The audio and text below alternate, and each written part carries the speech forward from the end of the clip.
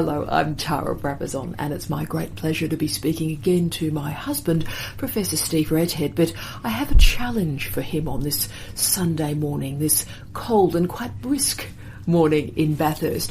And Steve, the question is this: last week you had two doctoral supervisory sessions, and at both of these doctoral sessions you mentioned a scholar by the name of Erving Goffman. Now, I found this a bit odd because oddly on Wednesday morning, I think it was, I was doing work on an article and I used his book Stigma for work I was working on, disability and impairment. But when you were suggesting to both these PhD students who are working on very different topics that they should use Goffman, I wondered why. So Steve, do tell us, why should PhD students read Goffman? Yes, it's been an odd week in that Erving Goffman has been resuscitated at Charles Sturt University. There was actually a seminar in the Faculty of Arts where one of the students I supervise is placed, and the staff member was talking about Goffman, and actually Young, but Goffman was part of the focus of the seminar. And I think one of the things is that theorists get famous and then they get thrown out. We throw the baby out with the bathwater, basically. And I think Erving Goffman's a great example of that. He was actually Canadian, but he was always seen as this American sociologist or this American social psychologist, particularly in the 1950s and 60s, who did break new ground. And I think there's no doubt about that. Somebody like Goffman and the whole perspective of symbolic interactionism was incredibly influential in the 60s and probably early 70s in various disciplines. Criminology, for example, you mentioned the book Stigma. Goffman's Stigma book and Asylums was read by everybody, basically, who was interested in labelling theory in the 1960s and 70s.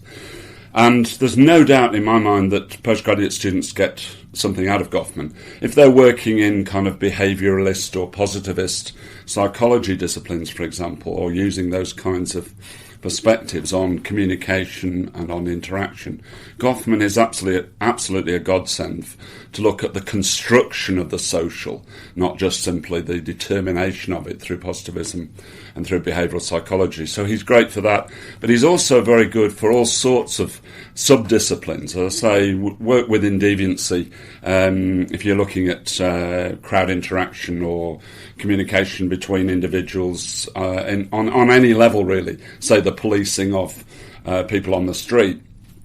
Goffman is extremely good for that, and he should be read again. I think there's a reason for resuscitating him.